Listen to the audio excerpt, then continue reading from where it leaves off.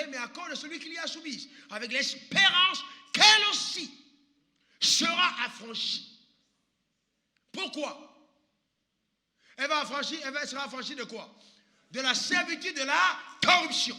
Pour faire quoi? Pour avoir part à la liberté des enfants de Dieu. Et ce jour-là, j'ai compris la Bible différemment. Dieu m'a dit, premièrement, vous dites la création en parlant des hommes. Ou non, moi j'ai dit la créature. La créature c'est homme, création c'est tout ce qui est inanimé, inclus ce qui a la vie. Donc quand la Bible parle de création, la Bible parle du cosmos, de l'univers agencé. Dieu a tant aimé le monde. Quand Dieu dit d'aimer le monde, il n'a pas dit j'ai trop aimé les hommes, j'ai trop aimé le monde, qui vient du cosmos, de l'univers. Donc quand Jésus mourait, il ne mourait pas seulement pour les hommes. Il mourait pour les chats, il mourait pour les chiens, sérieux. Il mourait pour les plantes, il mourait pour l'or, le diamant, le bauxite, le cacao. Il mourait pour le cosmos. Si vous ne comprenez pas ça, la richesse devient compliquée. Je reprends. Jésus n'est pas mort seulement pour les hommes. Il mourait pour le monde. Dieu a tant aimé le monde. Monde vient du mot grec, cosmos, l'univers agencé avec tout ce qu'il contient. Donc quand Jésus mourait, il mourait pour la liberté de l'argent et de l'or, des richesses de la terre. Et vous voyez bien qu'il est écrit, la richesse veut avoir part à la liberté des enfants de Dieu. C'est-à-dire qu'elle-même attend la rédemption. J'ai prié que Dieu te donne de comprendre. Parce que si tu l'as compris, ça devient facile. Est-ce que quelqu'un comprend de quoi je parle? Donc cette nuit-là, le Seigneur me dit, tu vois fils, moi je libère les hommes, mais les hommes libèrent les richesses. Mais vous venez à moi, vous me demandez la richesse. Et la richesse crie à moi et vous demande. Quelqu'un n'a pas compris.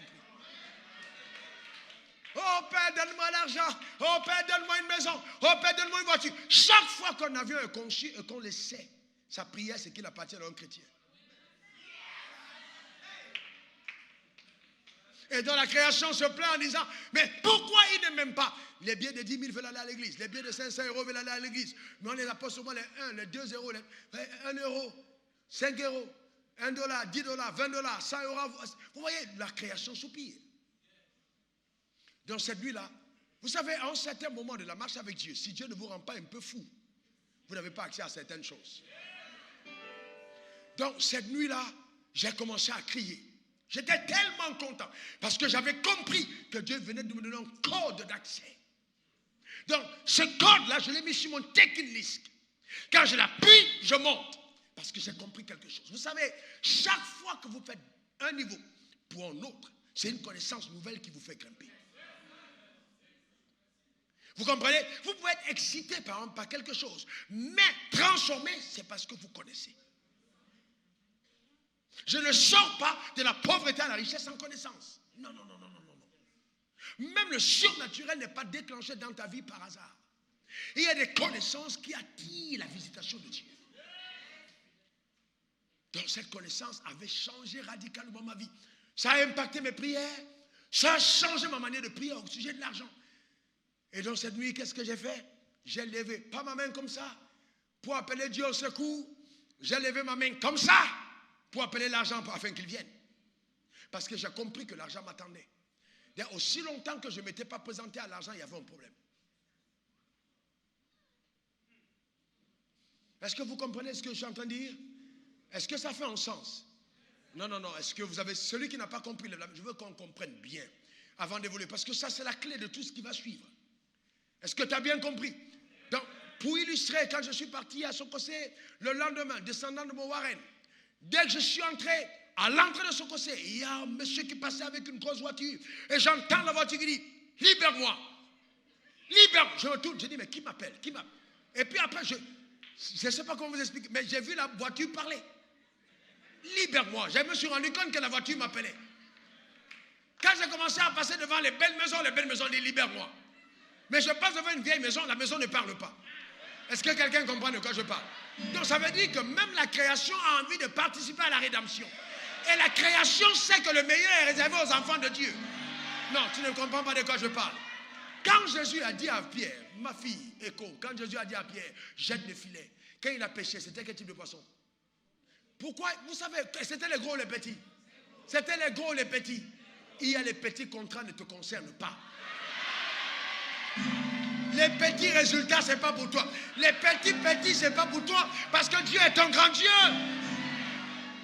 Même quand il te donne une petite chose, il la change en grande. Même quand il te donne une petite chose, ça cache une grande chose. Dieu ne donne pas ce qui est petit. Non, tu n'as pas compris. Dieu ne donne pas ce qui est petit. Même si ton commerce se rapporte 100 francs, ça casse des milliards. Mais il a la sagesse de cacher la grandeur dans la petitesse. Et il te donne l'intelligence de voir la grandeur dans la petitesse. C'est ça le problème. Il a pêché. Où étaient les petits poissons? Ils étaient où? Eux-mêmes se sont mis à part en disant, nous devons grandir pour les petits frères de Pierre. On ne peut pas aller maintenant parce qu'on n'est pas digne d'entrer dans ce filet. Même la création reconnaît qui appartient. Parce que Jésus avait parlé. Je déclare maintenant.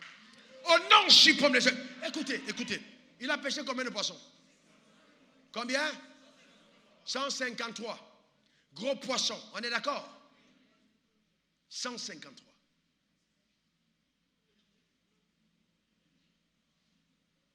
Oh mon Dieu. Je déclare sur ta vie, au nom suprême de Jésus, que ta pêche est une pêche miraculeuse. Ce qui entre dans tes filets, c'est sélectionné par le ciel. Tes résultats sont éloquents. Au nom puissant de Jésus, donne-moi le meilleur des amens. Donne-moi le meilleur des amens. Cela t'arrivera sûrement. Vous voyez que même à la pêche de Pierre, Dieu a démontré clairement que quand il est auteur de quelque chose, le résultat est juste étonnant. Pierre n'a pas pu tirer les filets seul, il a appelé au secours.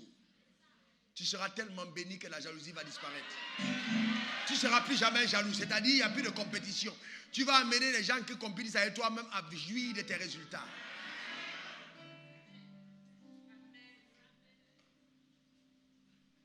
Tu le verras dans ta vie. Rappelle-toi ce que je t'ai dit dimanche.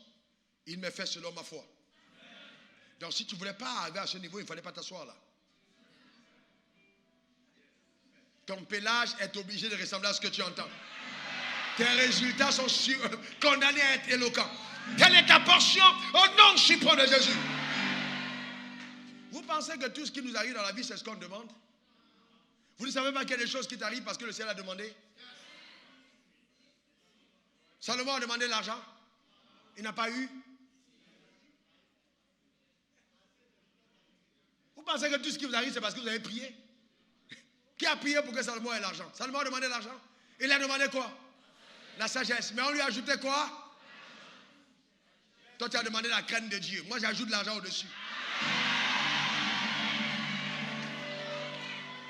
Que cela soit ta portion au nom suprême de Jésus. Ma prière, c'est qu'on voit au travers de toi qu'on peut être riche, qu'on peut avoir du blé, de l'oseille, de l'argent, et puis être un adorateur, quelqu'un de consacré, quelqu'un de passionné, quelqu'un d'engagé, quelqu'un de mendieux, quelqu'un de sacrifiant pour les choses de Dieu. Quelle est ta portion au nom suprême de Jésus? Et je veux vous dire ceci, mes frères, nous vivons une saison d'enrichissement surnaturel. Ton amen m'embête. J'ai dit, nous vivons une saison d'enrichissement surnaturel. Tu le verras arriver dans ta propre vie. Ah, la création t'attend. Telle sera ta portion.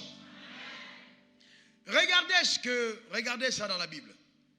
Dieu l'a fait dans le passé, n'est-ce pas? Regardez dans la Bible. Regardez Exode 3, verset 21 à 22. Notez-le, on ne va pas le lire, notez-le. Dieu demande aux enfants d'Israël, et dit à Moïse dans le désert, je ferai trouver grâce à ce peuple aux yeux des Égyptiens. Et quand vous partirez, vous ne partirez pas les mains vides. C'est-à-dire, vous ne sortirez pas d'Égypte les mains vides. Vous ne sortirez pas du monde les mains vides. C'est quoi cette histoire où dans l'église, vous avez tout laissé dans le monde pour venir chanter les mains vides? Dieu dit, vous ne sortirez pas les mains vides. Et si l'Égypte est le symbole du monde, tu n'as pas le droit de devenir nouveau converti les mains vides.